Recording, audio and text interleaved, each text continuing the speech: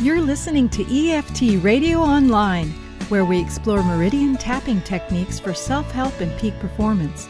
By listening to this audio, you agree to the disclaimer located at eftradioonline.com/disclaimer. If you'd like to get the schedule of all the upcoming EFT radio shows and access to archive shows, please visit us at eftradioonline.com, where you can subscribe to our free newsletter.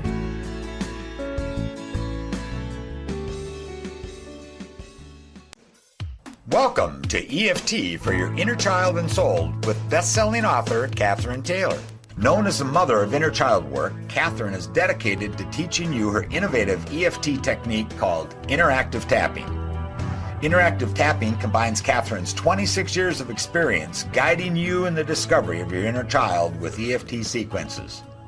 This combination empowers you to take responsibility for your own healing. Cathryn is a licensed marriage and family therapist and addictions counselor and is certified by EFT master Lindsay Kenny. Tune in every other week as Cathryn teaches you how to tap your way through addictions to abundance, through fear to faith, betrayal to trust. And now I'm proud to introduce you to the mother of inner child work, Cathryn Taylor. Welcome to today's show and to the 2016 Conscious Living Series. And this is the 4th month, and it's the 5th broadcast. So what I am bringing to you each month is my focus on one of the 12 steps and showing you how this evolution that I clearly lay out in the first couple broadcasts really interfaces and evolves and shows you how you can progressively claim more and more peace and therefore get more and more of the distractions out of the way so that you can be in alignment with your Creator. So the first stage of recovery is dealing with the excessive acting out, whether that's biochemical or whether that's a process addiction or an addiction to another person. You have to stop that excessive acting out because that discharges the energy but doesn't not resolve the underlying situation. And that's biochemically triggered, and it's got the belief systems weaved into it, and it's got the emotional blueprint and the energetic blueprint that we begin to dissolve with the tapping. So that's the first stage, and that's what we deal with in every one of these 12 steps. We look at how you use that spiritual program to move out of acting out. The second stage of recovery is the inner child work. That's when you're coping with your life successfully enough that you have the luxury of really looking at the root of your problems. You can't explore what provokes your emotional eruptions and the stress that comes from your past until you're dealing with your present. So first stage recovery is learning how to cope. Second stage recovery is resolving your past wounds and developing a relationship between that recovering self and the inner child. In first stage, you are establishing the presence of that recovering self, that part of you who can begin to set limits with the addict. In second stage, you're building a relationship with that fragile part of self, and you're reclaiming that part of self. In third stage recovery, you're now in a place to really come into harmony with your spiritual essence. So you've been dealing with the physical body and the emotional body, and now in the third stage of recovery, you're moving into expanding that spiritual relationship, and you're beginning to see all of the challenges in your life through the eyes of your soul. And you're aligning with the highest vibrational frequency of yourself so that you can begin to see your world through the eyes of your soul. In fourth stage recovery, we are expanding beyond the definition of this physical self, and we're truly moving into feeling the connection to all that is. Fourth stage of recovery is fairly new. It is on the heels of all of the work with epigenetics and the neuroplasticity and the recognition that we can reprogram the cells of our body. We can expand and bring in this new frequency of energy. There's so many new healing modalities on the planet now that enable us to really make these gigantic leaps. So today, what we're going to talk about is the fourth step of the recovery program. And I'm going to show you how each of these weaves into those 4 stages I just described. And then I will complete this broadcast with giving you the tapping sequences that enable you to progressively move through each of these stages. Now, one of the points I like to make is that not only have the stages of recovery evolved, but also the manner in which we act out has evolved as well. And there are so many ways that we can be addicted at this point. And there are, I think I read at one point, over 600 applications of the 12 steps of programs that have asked to apply the 12-step principles to whatever they were focusing on. I mean, that's outrageous. We can be addicted to almost anything.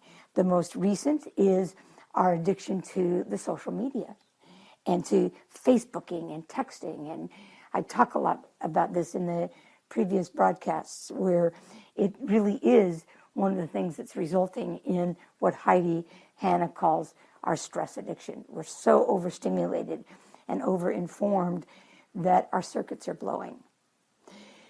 So what I'm excited about is showing you how you can use tapping to address whatever stage of recovery you are in for whatever addiction you're focusing on. And what's important to grasp is that you can be dealing with your 3rd stage recovery issues for your primary addiction. Let's say that you started out in recovery dealing with your addiction to alcohol. And so you work the 12 steps, you really work the 12 steps, and you develop a program, which includes working with a sponsor and doing your daily readings and attending meetings and really working the program. And then you get to a certain place in that program and you're ready to deal with the inner child work, and you heal a lot of your past while you're sustaining your stage 1 protocols so that you don't relapse. And then you expand into that higher self and you're looking at things a little differently, and you recognize that you're also using food as a way to distract you from your creator.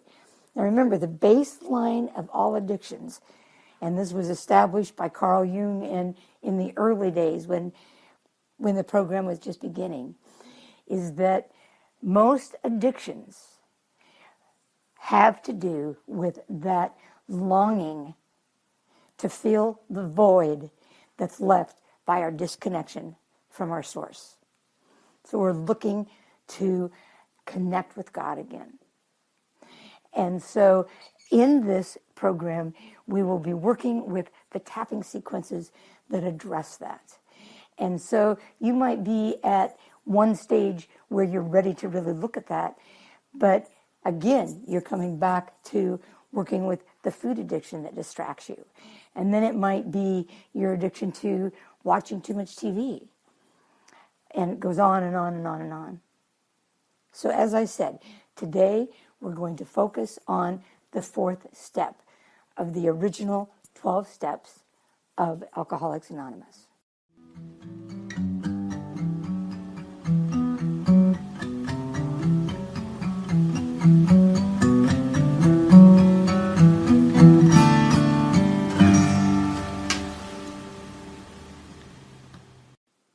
All right, so let's get into what exactly the 4th step is. First of all, the 4th step reads as this: made a searching and fearless moral inventory of ourselves. Now, the first word in there is searching.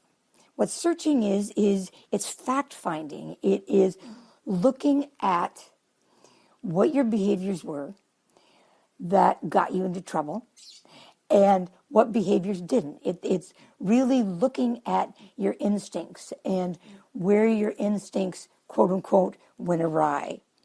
But I think the most important word in this whole step, which people overlook, is the word fearless. If this is a fearless moral inventory, then that means that you do it without fear.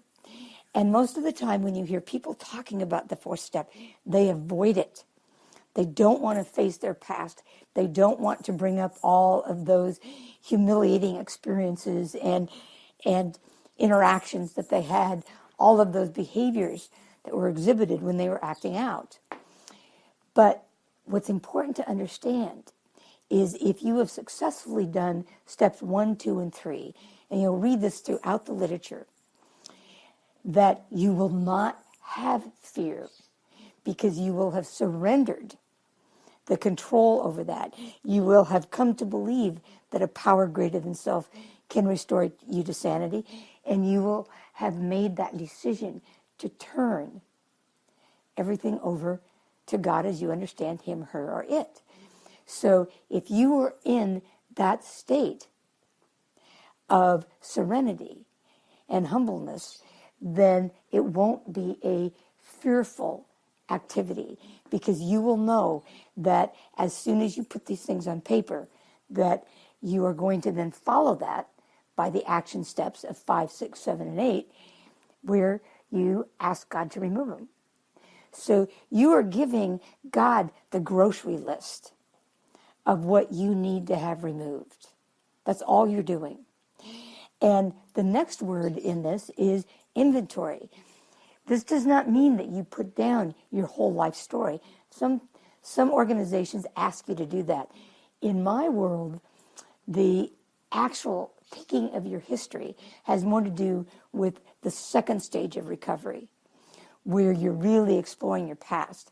But in that first stage of recovery, you just want to get the behaviors down on paper that are threatening and compromising your ability to stay sober or to stay out of acting out in the present time. In Emotions Anonymous, one of the things they suggest is that you basically do 2 fourth steps. I've met people that have done a series of 4 steps. And when we're looking at working these steps in conjunction with being multi-addicted, every time you confront and challenge one of your acting out behaviors, you're going to have a different level or focus of the 4th step that relates to that behavior. And what I've witnessed is that the search, the moral inventory and the fearless search just gets more and more refined, and you get better and better at recognizing the nuances of your acting out behavior. But the first time you actually do a 4th step, it's highly recommended. It's necessary that you write it down. Now that goes with all of the psychological teachings where you journal. This is not a journal, it's a list. But the very act of putting it on paper is really getting it out of your body. You're putting it down and it's tangible in front of you. And again, I think of it as making this grocery list for God. Here is what I need you to remove. So you write it down. It's also really important, if you do have any trepidation about doing this, that you make use of your support system. And that support system is your sponsor. It may be a counselor, and it's certainly your spiritual guidance.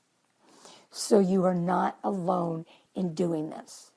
The structure itself can be supported by others, and it can be a real purging of getting rid of this stuff. It's like cleaning out your closet.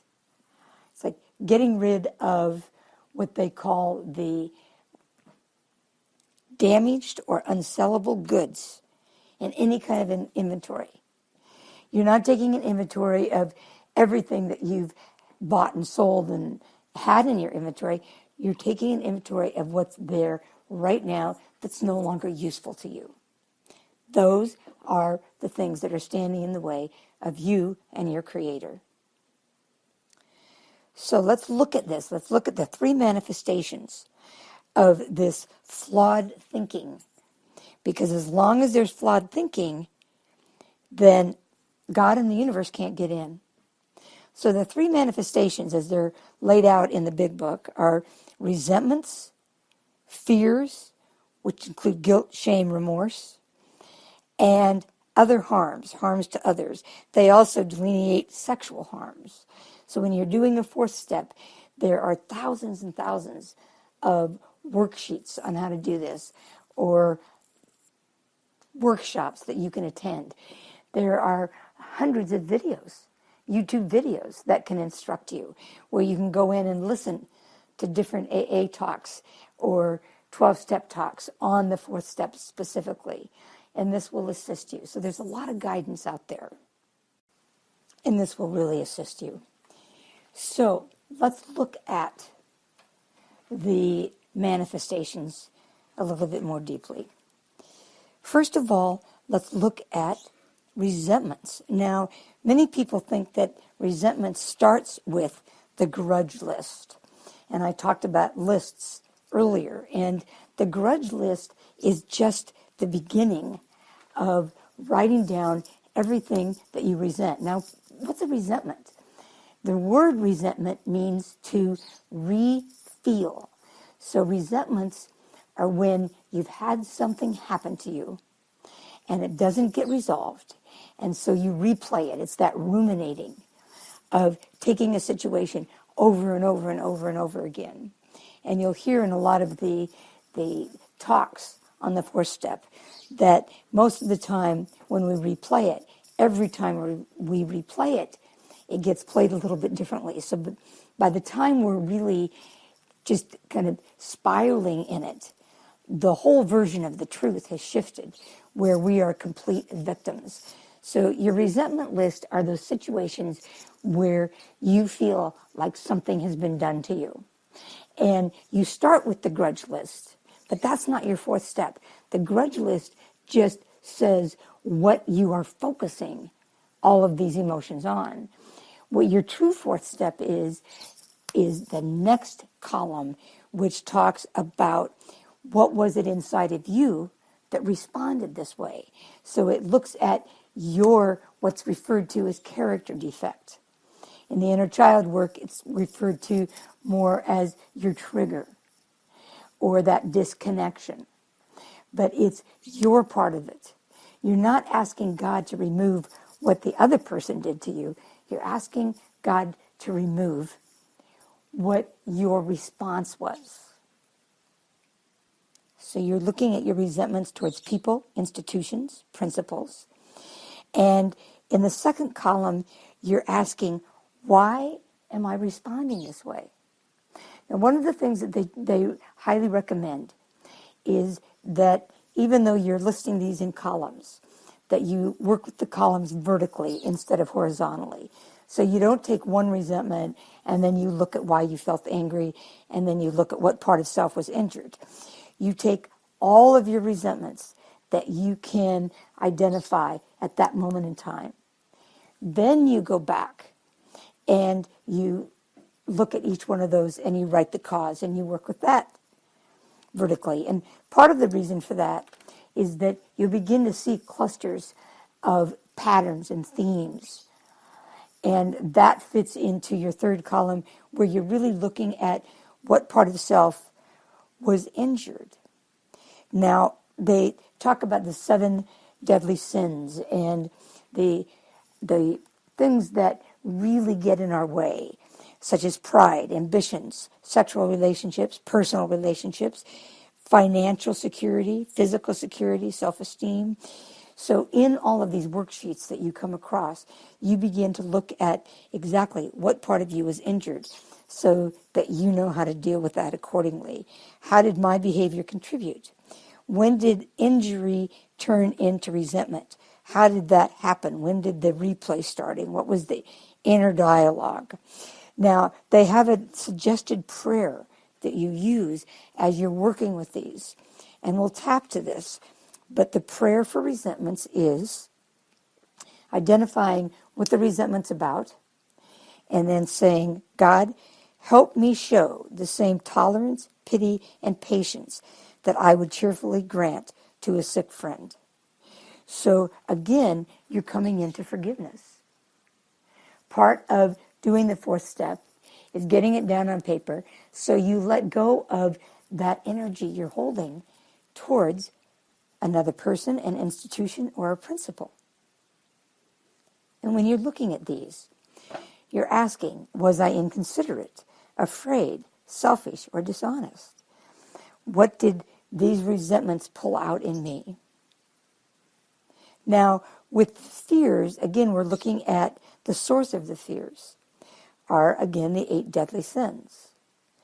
And what they say in the big book is, we reviewed our fears thoroughly, put them on paper. Even though we had no resentment in connection with them, we asked ourselves why we had them. What was the source? And that's where we look at what was harmed.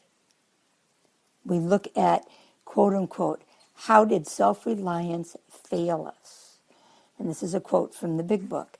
Again, we look at pride, ambitions, sex relationships, personal relations, financial security, physical security, self-esteem, self-centeredness, the need to control. What was it that got injured, and what is it that we fear?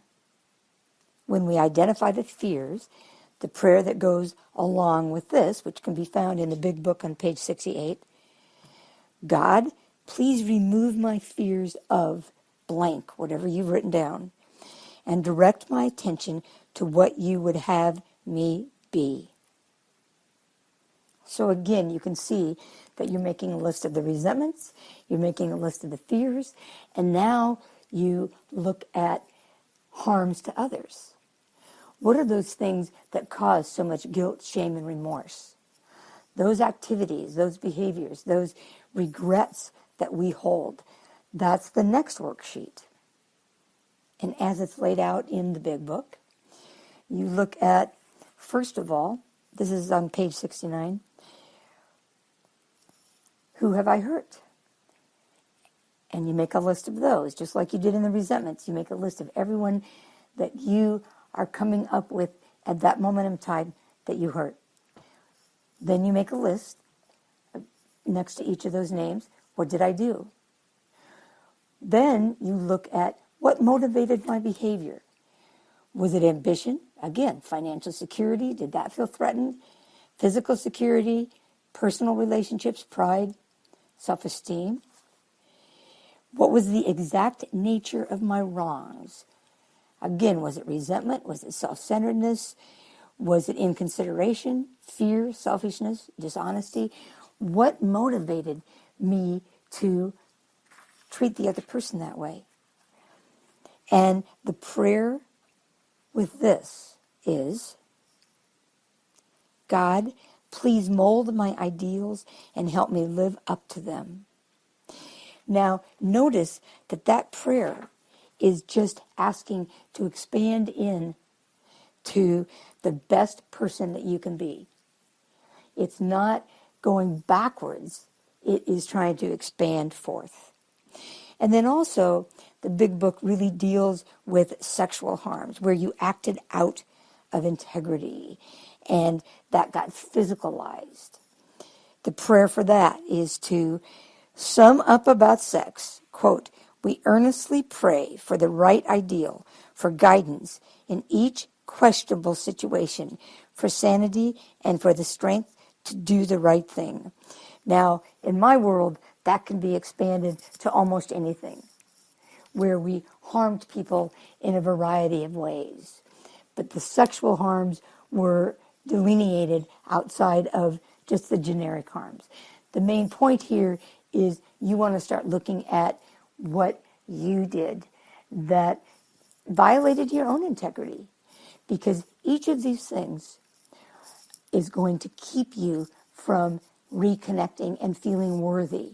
This is where the Fourth step is so wonderful at taking those things that we feel shame about and moving them over to feeling guilty.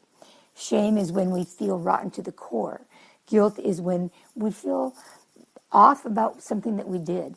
We can change what we did. We can see the context of what we did.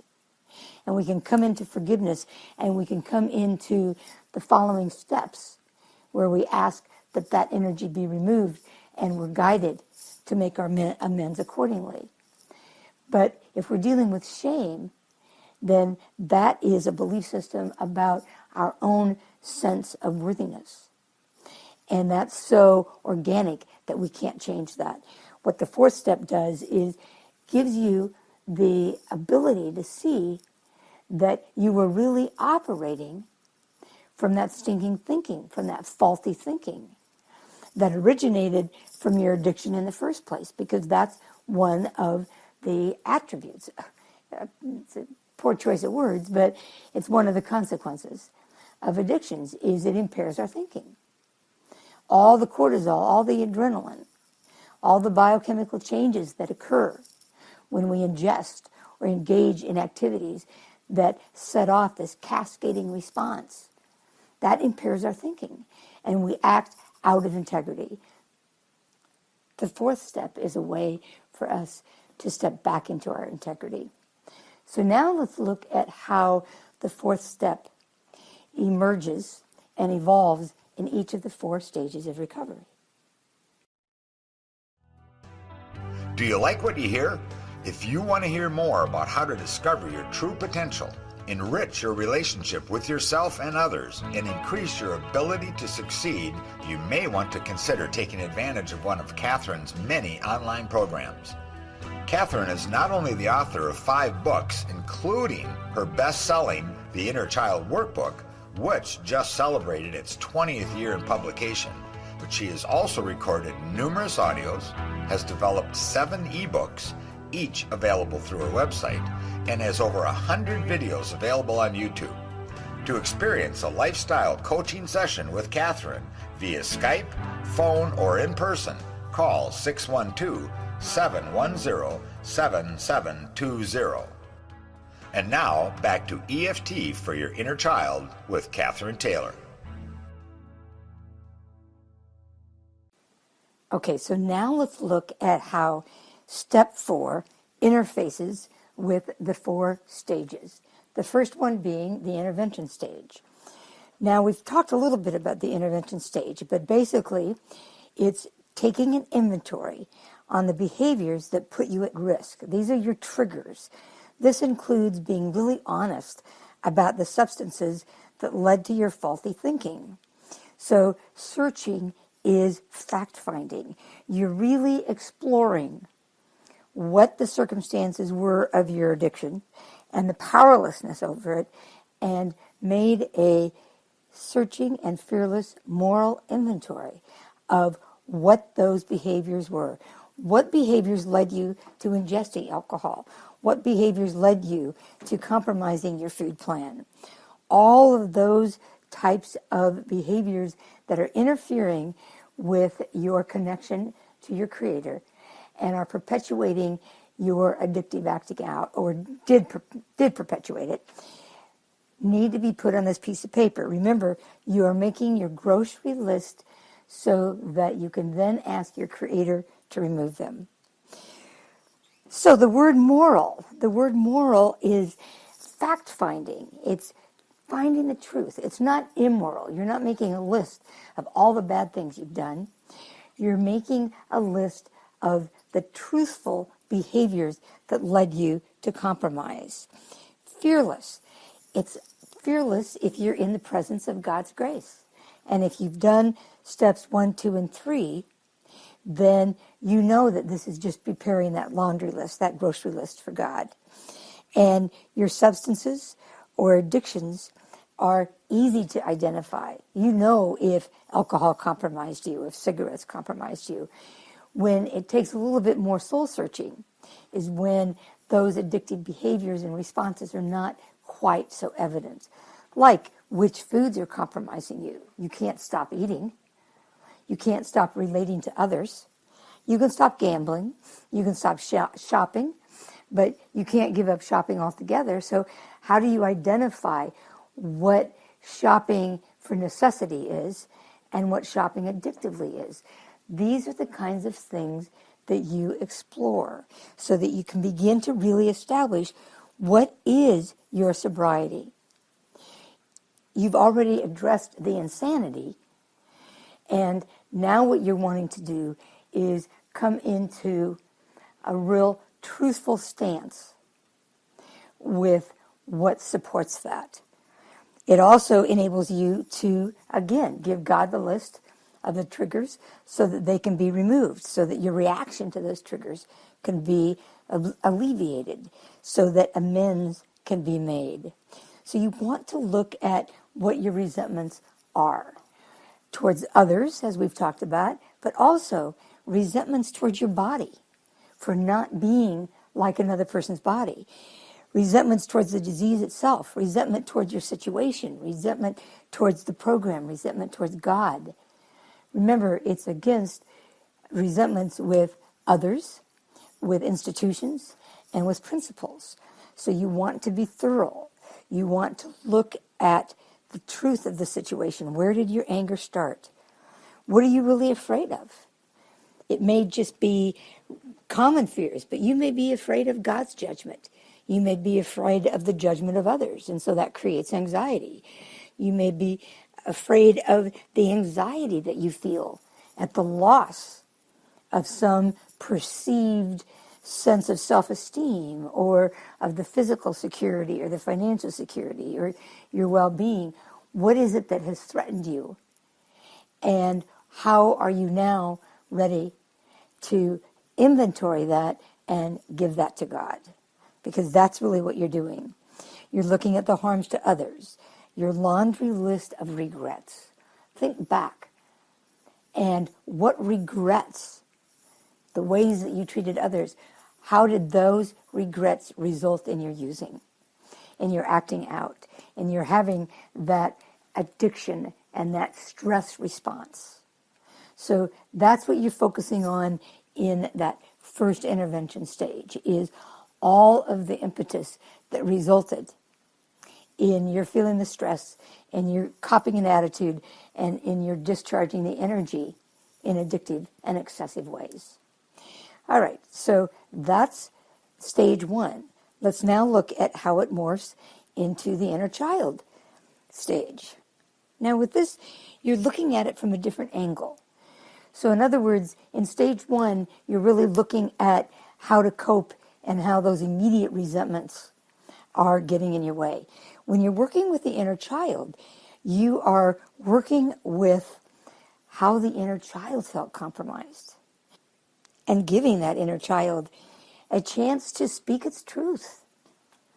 And the adult self, the empowered adult self that has morphed from the recovering self, that was able to stand up to the addict within you, that responsible adult self is now able to hold itself accountable, to say, I am the one that you've been waiting for. I am the parent that you needed. I will not blame you. I will not shame you. I am here to listen to your truth. So that's one part of it. But another part of working with the second stage of recovery with the fourth step is taking an honest and moral inventory of how you, in your adult form, how you have defied the inner child. When you collapse into the old coping mechanisms of the inner child, because at that point, the inner child feels abandoned. When do you abandon your inner child and step out of that responsible role? When you become irresponsible, when you act out on any level, you are regressing to the old behaviors. And as you progressively define your sobriety to include more and more of all of the addictive behaviors that you're participating in, you're going to be more and more compassionate and present for that inner child. So you help the inner child speak his or her truth. You help the inner child, again, speak the truth about the resentments as a child and the resentments towards you as the parent. You help the inner child begin to recognize it wasn't his or her fault. Remember, step 4 is really when you get to change shame into guilt. But also reclaim those projections and judgments. And it's really freeing the inner child from the responsibility, from that codependency. That's what codependency is. I talk about the codependent bargain. That's what it is. The bargain with the parent to compromise who we are as a way to stay safe. And it's based on that illusion that we're in control. Well, we've already worked with the inner child on steps 1, 2, and 3, helping the inner child recognize that they were powerless over the situation and helping them come into a belief and a trust in the adult self who is infused and guided by the higher power, and helping the inner child in connection with the adult self turn that trust back over to God, where we felt like we had been severed from any kind of faith, any kind of innocence, any kind of honesty. So in the 4th step, we really get an opportunity to let the inner child speak his or her truth, but also for the adult self to hold ourselves responsible and accountable to the inner child for the times that we have abandoned him or her. Listing our list of regrets, our resentments at ourself, sometimes even our resentments at our inner child, and recognizing those times when we have been angry at the inner child and we blame the inner child for what's not happening in our adult life, blaming the inner child for sabotaging us, not understanding that the inner child is trying to protect us. So we villainize the inner child in the same way that the parent did. And the 4th step is a time when we can begin to really turn that around. So that's step 4 in stage 2. Stage 3 is when we're really beginning to be honest about the compromise in our values. We begin to explore the source of our values, where they came from, the resentments that we have about being spoon-fed certain doctrines, maybe from churches, or certain belief systems, or certain patterns or paradigms that we just ingested by growing up. We begin to look at where we have bought into being a victim of our disease, a victim of our situation, a victim of our childhood. And we begin to see the purpose of all of these events in our lives as we align with the higher power. And we do that by taking an inventory of all of the times that our value system has been out of integrity with our true self. Doesn't mean that it was wrong. It doesn't mean that it was immoral. But it wasn't ours. It wasn't our belief system. It's something that we inherited that doesn't resonate with the essence of our true being. And so in step 4, when we're looking at it through the eyes of that relationship between our human and higher self, we get a chance to really deal with those incongruencies. We also get a chance to deal with how we have projected onto the higher self this separation. And we've made the higher self, now not the higher power, but the higher self, because it holds a higher spiritual vibration, more important than the human self, who is the part of us that's responsible for anchoring this in, for being able to live it. The soul or the spiritual self cannot progress unless it's in alignment and harmony. In this marriage, I've talked about the marriage between the human self and the higher self. And step 4 is when we really, really take an inventory of that relationship and everything that we've projected. Now, it's my experience where the projection is coming from the earthly self. That our soul self, our higher self, is not holding that judgment. But we project that on to the soul self because of our own 7 deadly sins, our own greed and our own shame and our own unworthiness. And so we take an inventory and we get that relationship right, which opens us up then for stage 4. Stage 4 is really taking an inventory of where we have perpetuated that duality of being separate from all that is. Our resentments, but more of our regrets. Where have we been out of alignment with Mother Nature? Where have we been disrespectful of others and the God essence in others? Where have we been disrespectful of another person's spiritual belief systems? Where is our duality? Not only emotionally and physically, but even organically. Where have we given into this belief that there's nothing that we can do to change ourselves, that we are victims of our situations, when we're not? When we're not. And because of neuroplasticity and because of epigenetics, it's now so evident, and the law of attraction, of how much impact we have on our beingness, how much our thought process affects that, and how we really can begin to be responsible for that. And so stage 4 is moving into a state of accountability that is in alignment with all that is, so that we can come more and more into service, not just of our immediate world, not even just of the fellowship, but of mankind in general, of the planet Earth in general. Our consciousness expands to include a much broader spectrum. And we recognize when we get angry on the freeway, that anger reverberates and ultimately connects with that same vibration that would result in a nuclear holocaust. That tiny pebble that we throw in to the pond of the universe has impact.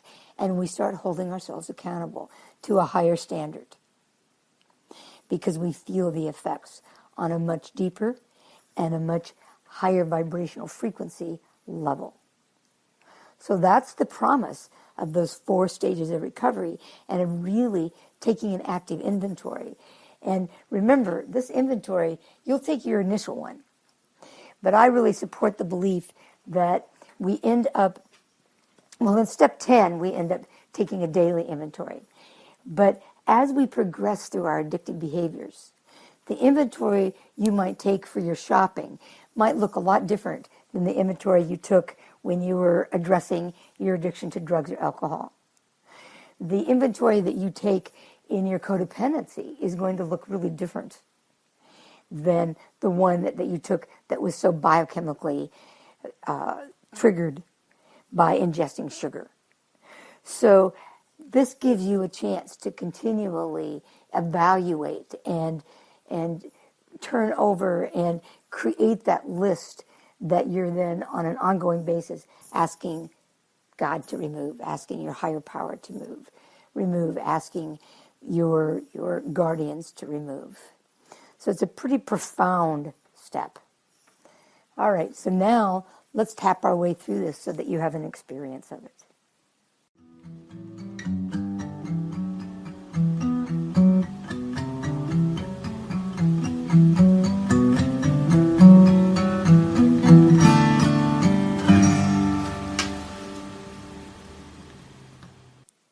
All right, so now we're going to do the tapping through stages 1, 2, 3, and 4 for step 4.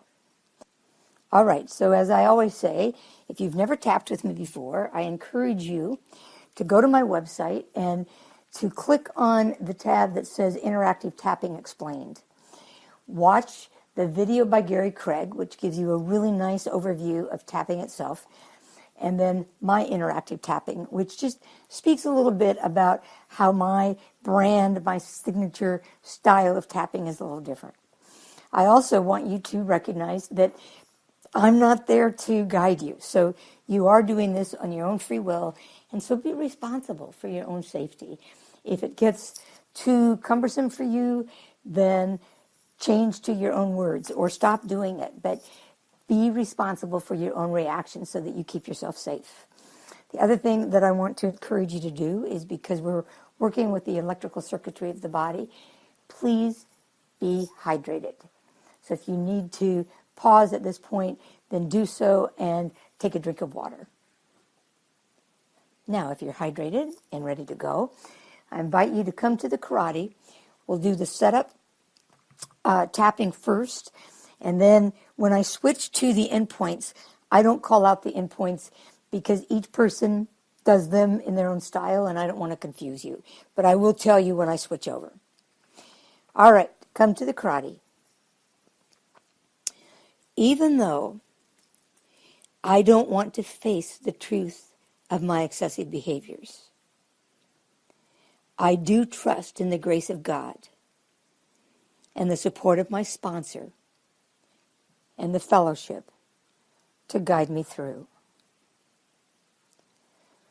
So even though I hate dredging up all of these resentments and fears and regrets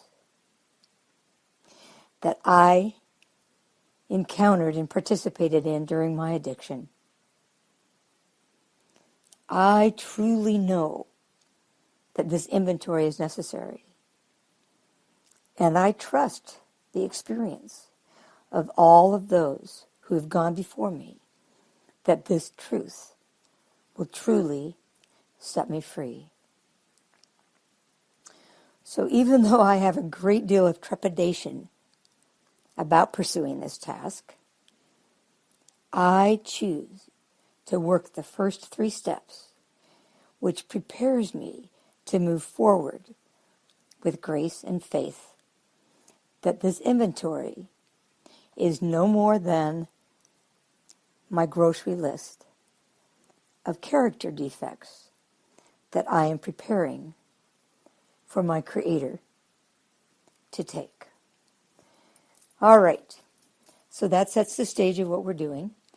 Now, come to your first point, and let's just begin to neutralize and prepare and open the door for you to do this in a fearless, moral, and truthful, and searching way. This inventory, these regrets, resentments, fears, I'm scared. I'm scared of confronting my fears. I resent having to list my resentments. And I'm full of remorse and shame and guilt about my regrets. But I know I want to move forward. I sit in these meetings. I hear others speak of the freedom that they feel once they've taken these action steps. I want what they have. I want to be able to give this list to God. I want to be able to set things right. I want my integrity back, my truth back. I want to feel clean again, to get rid of this debris of self-hate, remorse, and greed. I am ready, in the grace of God, with the support of my sponsor, and in the company of this fellowship, to step forward and to take this inventory with a sense of truth and integrity and peace. Thank you, thank you, thank you. All right, so take another drink of water and come back to the karate. And we're going to go into the second stage tapping, where we're really working with the inner child and we're holding ourselves accountable to the inner child. So we're talking to the inner child. even though I, as the adult self, has so often turned my back on your needs, and even sometimes made it your fault, I know in the presence of the grace that this is not true. And I am fully able and willing to be present while you speak your truth. So even though I have abandoned you and I have collapsed into your fear, I am now aligned with my higher power. I'm able to embrace the support of this fellowship so I can truly be present while you speak your truth. So even though I have failed staying present and have even at times done you harm, I, as your adult self, now humbly apologize to you for my lack of accountability, and I willingly embrace you and your truth.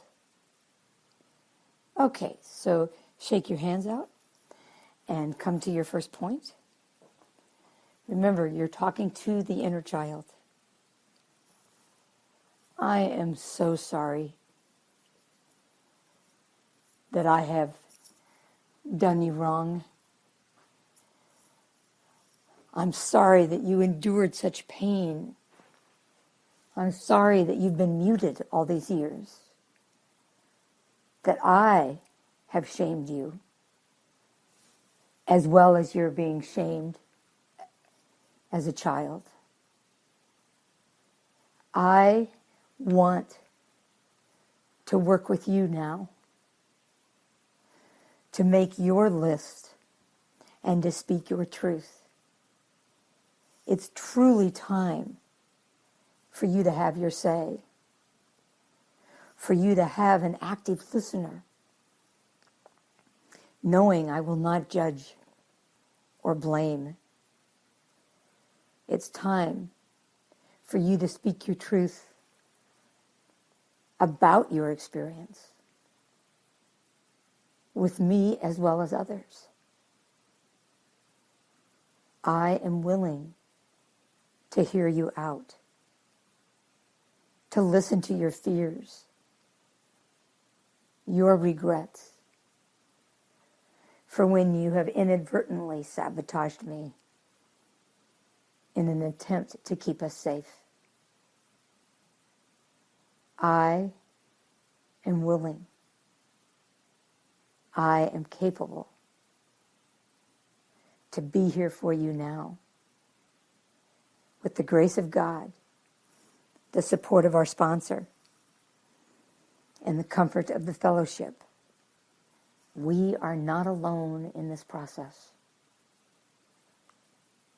And I truly am the one that you've been waiting for. And our truth, when spoken to each other in the presence of God, can set us free. Thank you, thank you, thank you. All right, so now we move into the tapping for stage 3. And this is when we are coming into alignment with our human and spiritual selves, and we are bringing into that relationship this reciprocity so that that marriage can be one of equality and mutual respect. All right, come to the karate. This is the human self talking to the higher self. So even though I have held this judgment about being human in physical form, and have held this belief that I am less than you, I now see this has been a projection fueled by the density of the earthly realm, and a projection that has separated me from you and made me feel unworthy and less than. So even though this projection has kept me in shame, swimming in the duality, subjected and vulnerable to the 7 deadly sins, I am coming to understand we need each other, and we can work together in peace, integrity, and calm. So even though my values have been ego-driven instead of infused with the divine, I now feel worthy enough to expand and align with the higher frequency and heal. So together we can join forces and be present to do God's work. Okay, so that sets the stage to do the tapping on the endpoints and begin to neutralize this separation and duality that we have felt with our higher self. So come to your first point. These judgments, this duality, it's only served to keep us misaligned,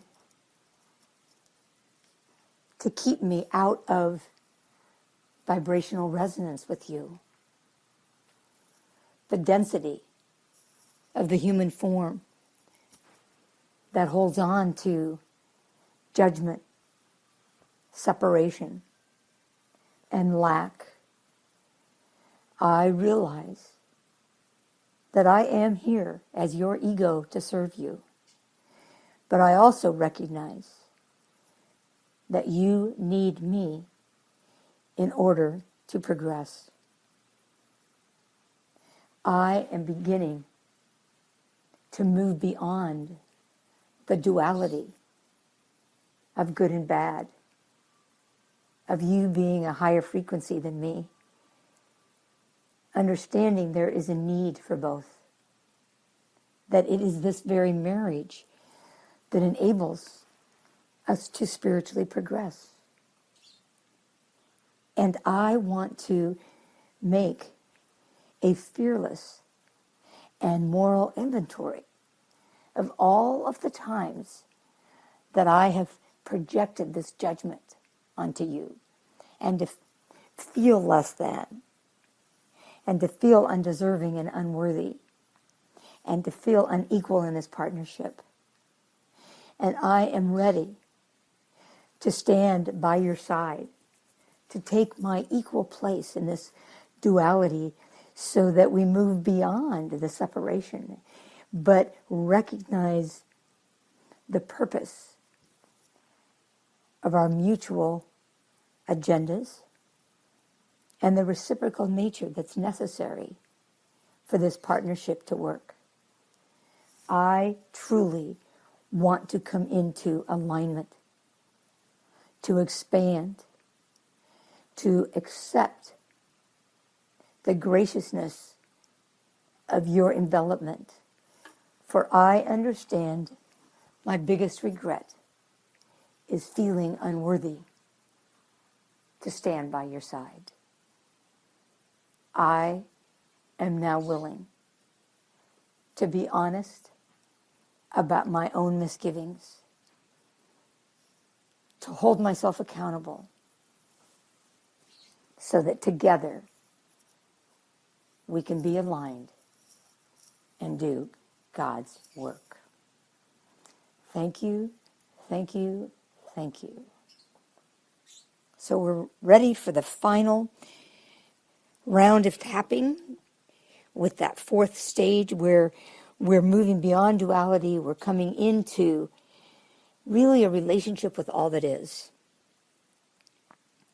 So even though in my addictions and excessive acting out, I have felt isolated and alone and not apart, I now realize I am a part of the whole. There is no separation. We truly are all one.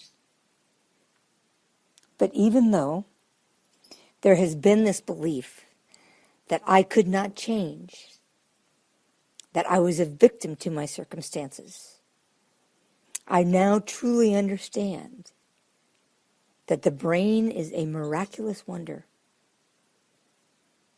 and that spirituality and science are finally coming together to serve mankind. And even though I held this belief that I could not change, I am now able to see the truth and to participate in my journey home, where we truly are all one. All right, so you can get the essence of what we're trying to accomplish in fourth stage recovery.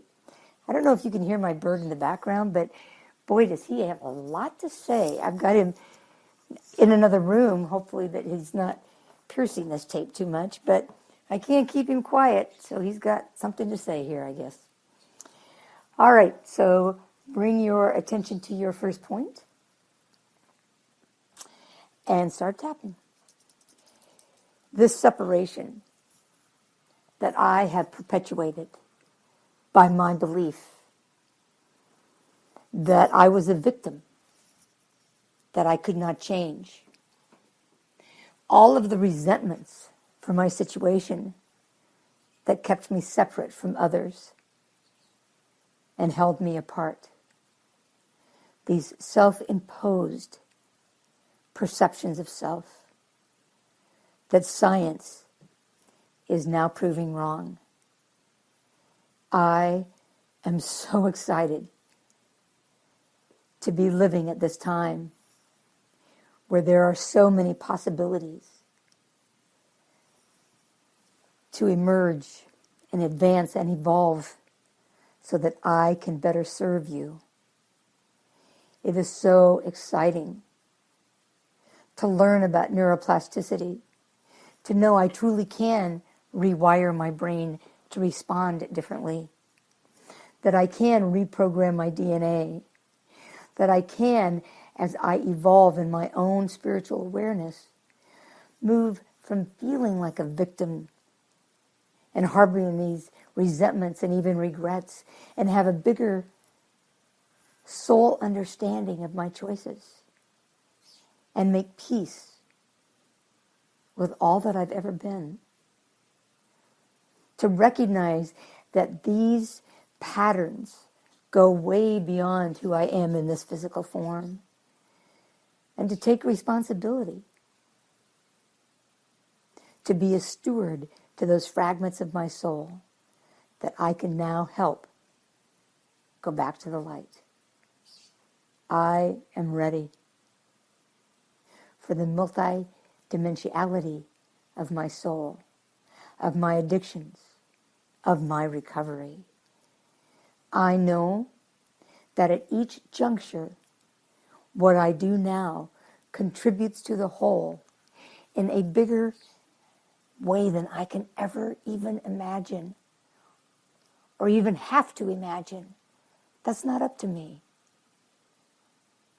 But I truly am here to serve the evolution of humanity, of Mother Earth, and of my soul.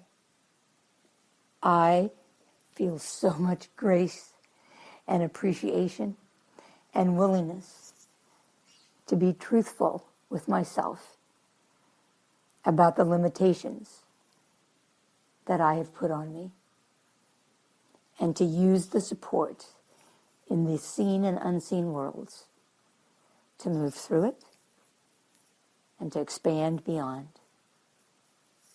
Thank you. Thank you. Thank you.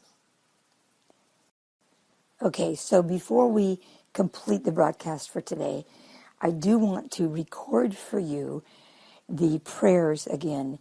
And what I invite you to do is, as I'm stating them, you don't even have to repeat them. You can, but you don't have to repeat them. But just be tapping on your endpoints. And I'll say them a couple times so that you can do a sequence with them. And then you can use them in whatever way would be useful. So let's start with the first prayer that is related to fourth step. And it has to do with praying for those resentments that you have and asking God to assist you in moving out of that state of resentment. And this prayer is found in the big book on page 67. So start tapping. God, help me show the same tolerance, pity, and patience that I would cheerfully grant to a sick friend. God, help me show the same tolerance, pity, and patience for this person that I'm feeling this resentment towards, so that I can show them the same tolerance, pity, and patience that I would cheerfully grant to a sick friend. God, help me show the same tolerance, pity, and patience that I would cheerfully grant to a sick friend. So that's the one for resentments. Now, the one for fear, which is again found in the big book on page 68. Tapping on the endpoints. God, please remove my fear that has to do with this situation, this place, this person, and direct my attention to what you would have me be. God, please remove this fear and direct my attention to what you would have me be. God, please remove this fear and direct my attention to what you would have me be. All right, so that's the one for fear. Now, the prayer for doing harm to others.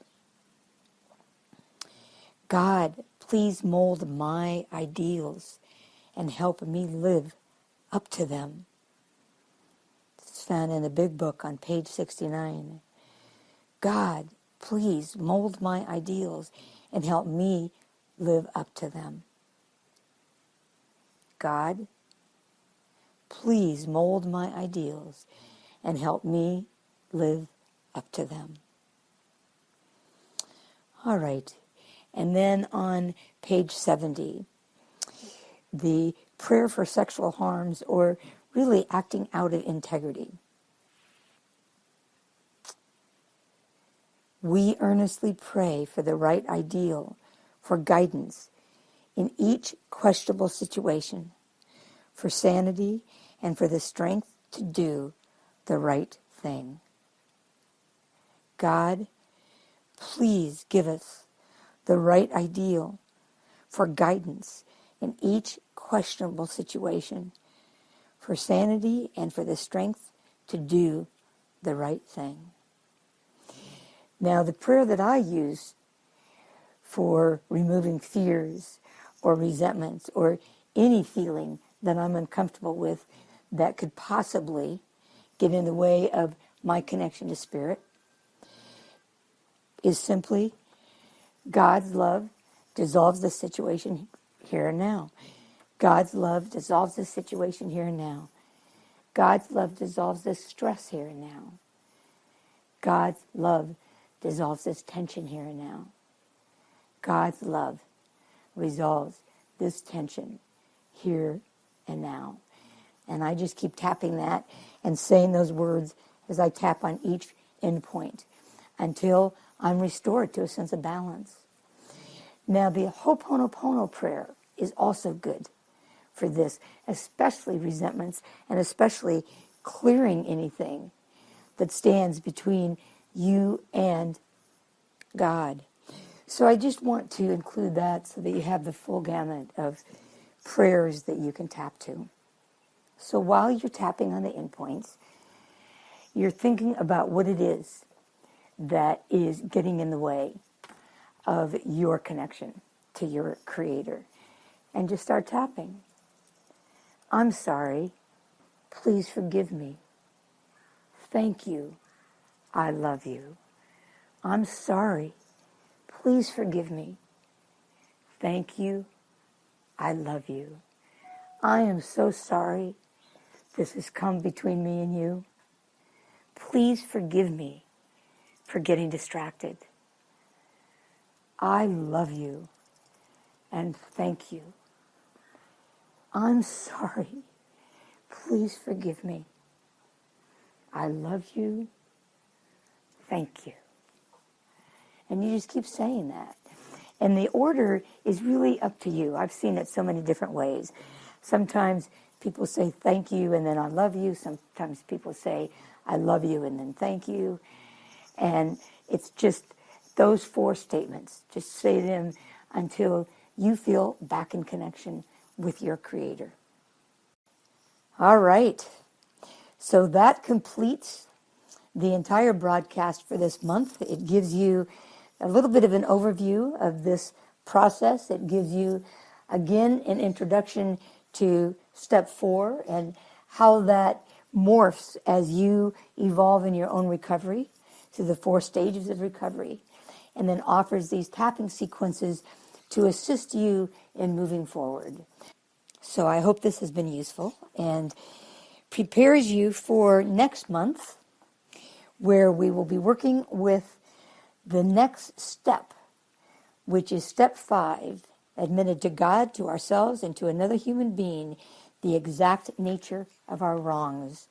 So this is where you get to take the action step to begin to speak your truth to God. You've made your list, and next month you're going to be directed on what you do with that list in every stage of recovery. So until that time, be good to you and to those you love. Thank you.